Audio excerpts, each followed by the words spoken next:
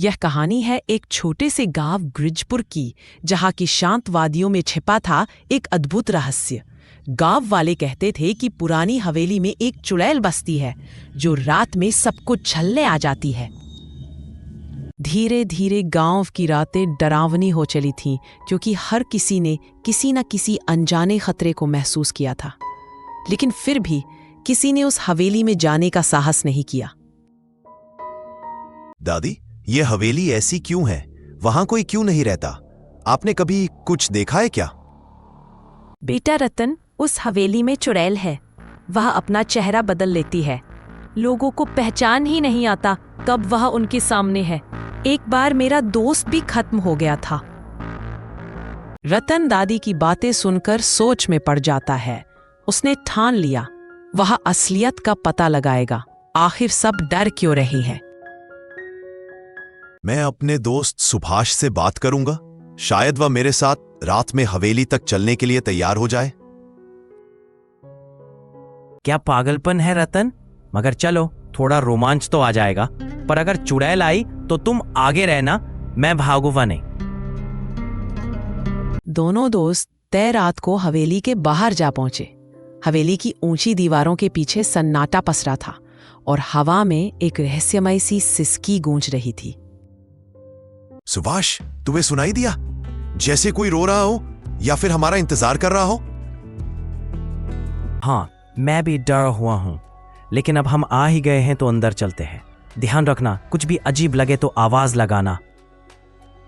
वे दोनों अंदर जाते हैं तो अचानक सामने एक सुंदर सी महिला दिखाई देती है। उसकी आंखों में गहराई और होठों पर रहस्यमयी मुस्कान थी। अरे, तुम लोग इतनी रात को यहाँ क्या कर रहे हो? इस हवेली में कौन आना चाहता है, वो भी आधी रात को? हम यहाँ की सच्चाई जानना चाहते हैं। सब कहते हैं कि यहाँ कोई रहता है। क्या आप यहाँ अकेली है? नहीं, मैं हर रात यहाँ सफाई करने आती हूँ। यह हवेली मेरे नाना नानी की थी। गांव के लोग यूं ही अफवाहें फैलाते हैं। रतन और सुभाष को उसकी बातों में कुछ झूठ सा महसूस हुआ। उनकी नजरें पूरे कमरे में घूम गई। अचानक एक खिड़की से काली परछाई गुजर गई। रतन, देख, वो खिड़की के पास कोई परछाई थी। कहीं यही चुड़ैल तो नहीं? तुम लोग मुझे क्यों शक की नजर से देख रहे हो? अगर डरते हो तो निकल जाओ। मेरा कोई काम नहीं है तुम लोगों से। अचानक सुभाष की जेब से उसका पुराना ताबीज गिर जाता है, जिसे उसकी मां ने अपशकुन से बचाने के लिए दिया था। ताबीज जमीन पर गिरते ही सुरभि की आंखें लाल हो उठती हैं। सुभाष, सुरभि की आंखें अचानक लाल क्यों हो गईं? इससे पहले तो सब ठीक था। मुझे यकीन हो गया, ये कोई आम लड़की नहीं है। हमें सबूत चाहिए। अब तुम दोनों मेरी असली पहचान जान गए तो जिंदा कैसे जाओगे? मैंने ही सालों से गांव वालों को मूर्ख बनाया है। सुरभि की आवाज बदल जाती है और उसके बाल खुद ब खुद बढ़कर जमीन तक लहराने लगते हैं। कमरे में स्याह धुआं भर जाता है। चुड़ैल, हमें माफ कर दो। हम यहाँ सिर्फ सच जानने आए थे, किसी का बुरा करने नहीं। तुमने मेरी सच्चाई देख ली। अब तुम लोग यूं ही नहीं जा सकते। अभी बाहर से बोलने की आवाज आती है, रुक जा सुरभि। सुरभि, मैं तुझे रोकने आया हूं। आज तेरा मायाजाल खत्म होगा। पंडित विष्णु, तू हर बार मेरी राह में क्यों आता है? इस बार मेरा सामना कर। पंडित विष्णु ने विष्णु मंत्र पढ़ना शुरू कर दिया। सुरभि की चीख पूरे हवेली में गूंज उठती है। उसके शरीर से स्याह धुआं बाहर निकलने लगता है। पंडित जी, ये पूरी तरह से खत्म हो जाएगी ना? कहीं फिर से वापस तो नहीं आएगी?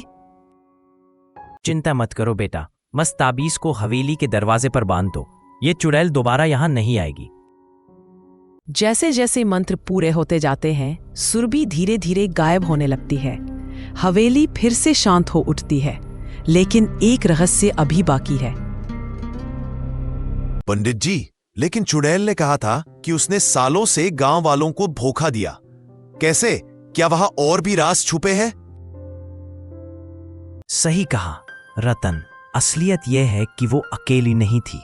हवेली में छुपे हुए कई अभिशप्त आत्माओं को उसने अपना गुलाम बना रखा था। आदमियों के चेहरों वाली स्याह परछाइयां पल भर के लिए दीवारों पर नाच उठीं और अनायास ही सब गायब हो गईं। गांव वालों को यह संदेह नहीं था कि चुड़ैल ने उन सबका जीवन ऐसे मोड़ पर लाया था। अब तो सब ठीक है रतन, गांव सुरक्षित है, हवेली भी आजाद है। चलो सबको यह खुशखबरी सुनाते हैं। उस रात के बाद गांव के लोगों ने हवेली के साये से डरना छोड़ दिया। वहां अब किसी चुड़ैल का वास नहीं रहा, पर उसकी दगाबाजी और छल की कहानियां पीढ़ियों तक सुनाई जाती रही। दादी, सब आपकी बताए ताबीज की वजह से बच सके। अब गांव को कोई खतरा नहीं है ना? हाँ बेटा, जब तक दिल से सच्चाई और भरोसा रहेगा, कोई भी बला हम पर वार नहीं कर सकती। हमें हमेशा सच्चे रास्ते पर चलना चाहिए। इस तरह रतन और सुभाष ने अपनी साहस और समझदारी से पूरे गांव को चुड़ैल के धोखे से बचा लिया। जरूरी है कि हम हमेशा सच्चाई की ओर डटे रहें, तभी हमारी सुरक्षा होती है। बहुत समय पहले एक छोटे से गांव के किनारे एक गहरा और रहस्यमय तालाब था। गांव वाले कहते थे कि उस तालाब में रात होते ही एक डरावनी चुड़ैल रहती है। गांव के लोग सूरज ढलते ही उस तालाब के पास जाने से डरते थे। बच्चों को खास तौर पर मना किया जाता था कि वहां कभी ना जाए। दादी, सब लोग तालाब से इतना डरते क्यों हैं? आपने कभी वहां कुछ अजीब देखा है? अरे मोहन, उस तालाब में रात को अजीब सी आवाजें आती है। कई बार लोगों ने एक सफेद साया देखा है जो पानी के ऊपर तैरता है। क्या सच में कोई चुड़ैल रहती है वहां? मेरा तो मन करता है कि एक रात चलकर देखूं। दीपक, ऐसा मत करना। दादी बिल्कुल डांटेंगी और वैसे भी ये बहुत खतरनाक हो सकता है। इसी को भी वह जाने की इजाजत नहीं है। पिछली बार शाम हो गया था, वो आज तक डरा हुआ है। लेकिन दीपक और मोहन की जिज्ञासा दिन ब दिन बढ़ती जा रही थी। दोनों ने एक रात तालाब पर जाकर सच्चाई देखने की ठान ली। मोहन, आज रात को जब सब सो जाएं, हम छुपकर तालाब पर चलेंगे। ठीक है, लेकिन हमें बहुत सावधानी बरतनी होगी। अगर कुछ भी गलत हुआ तो जल्दी भाग लेंगे।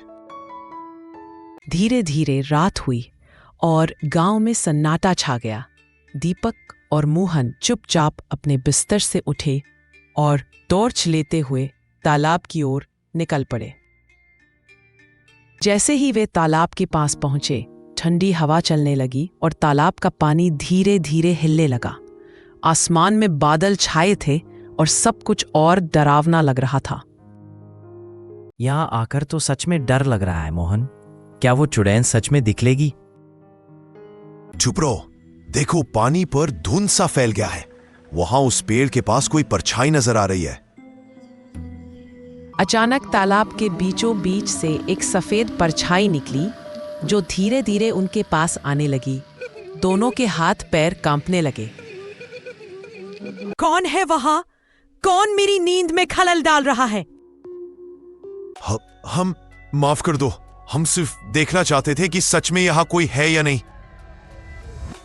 हर कोई मुझसे डरता है। मैं कभी किसी का बुरा नहीं करती, लेकिन मुझे यहाँ अकेले ही रहना पड़ता है। अगर आप किसी का बुरा नहीं करती तो लोग आपसे इतना डरते क्यों हैं? ये पहली गुत्थी है। कई बरस पहले मुझे गांव वालों ने गलत समझा और तालाब में बांध दिया। तब से मेरी आत्मा यही बंदी है। मोहन और दीपक को उससे चिंता के साथ सहानुभूति भी हुई। सच में चुड़ैल की बात ने पहली बार उन्हें सोचने पर मजबूर कर दिया। हम आपकी मदद कर सकते हैं। क्या किसी तरह आपकी आत्मा को शांति मिलेगी? अगर मेरे बेगुनाही का सच गांव वालों को पता चल जाए, तभी मैं मुक्त हो सकती हूँ। तो हमें गांव में सबको सच बताकर आपकी मदद करनी होगी। चलो कल सुबह सबको इकट्ठा करेंगे।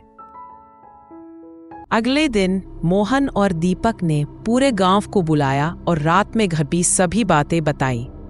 कई लोग पहले तो भरोसा नहीं कर रहे थे, लेकिन दोनों की बातें सच्ची लगी। मैंने हमेशा यही सुना था कि चुड़ैल बुरी होती है, पर हो सकता है हमने गलती की हो। शायद सचमुच गांव वालों ने गुस्से में आकर किसी निर्दोष को सजा दी थी। सब लोग तालाब पर पहुंचते हैं और वहां फिर से सफेद परछाई नजर आती है। सभी डर से पीछे हट जाते हैं, लेकिन मोहन और दीपक आगे बढ़ते हैं। डरो मत, चुड़ैल कोई नुकसान नहीं करेगी। ये उनकी आत्मा है जिसे सुकून चाहिए। अगर आप सब मुझे माफ कर दो, मेरी आत्मा को शांति मिल जाएगी। हम सब मिलकर तुम्हें माफ करते हैं। आज से तुम हमारी बहन जैसी हो। ईश्वर तुम्हें शांति दे। जैसे ही सबने माफ किया, सफेद परछाई जोरदार उजाले में बदल गई और आसमान की ओर उड़ गई। तालाब के ऊपर शांति छा गई। यह पहला सस्पेंस था, पर यही कहानी खत्म नहीं हुई। कुछ दिनों बाद बच्चों ने तालाब के किनारे सोने की एक पुरानी पोटली देखी। देखो मोहन, यहाँ पर क्या है? लगता है ये पोटली बहुत पुरानी है। शायद ये वही खजाना हो जिसकी कहानी दादी सुनाती थी, जो चुड़ैल के साथ तालाब में समा गया था। गांव वालों ने पोटली खोली, जिसमें गहनों और चिट्ठियों के साथ पुरानी हकीकतें भी थीं, जिससे पता चला चुड़ैल असल में गांव की भलाई चाहती थी और उसी के लिए उसे झूठा फंसाया गया। हमें अपनी गलती माननी चाहिए। गलत फहमी के कारण हमने एक नेक इंसान को परेशान किया। अब हमें सभी के साथ दया और सच्चाई से व्यवहार करना चाहिए। यही सच्चा इंसानियत का रास्ता है। गांव वालों ने चुड़ैल की याद में तालाब के किनारे एक सुंदर बगिया बनाई, ताकि कभी भी किसी निर्दोष के साथ नाइंसाफी ना हो। इस तरह दो रहस्य खुले, एक चुड़ैल की सच्चाई, दूसरा पुराने खजाने का मिलना। गांव खुशहाल हो गया और तालाब अब डरावना नहीं, प्यार और शांति का प्रतीक बन गया।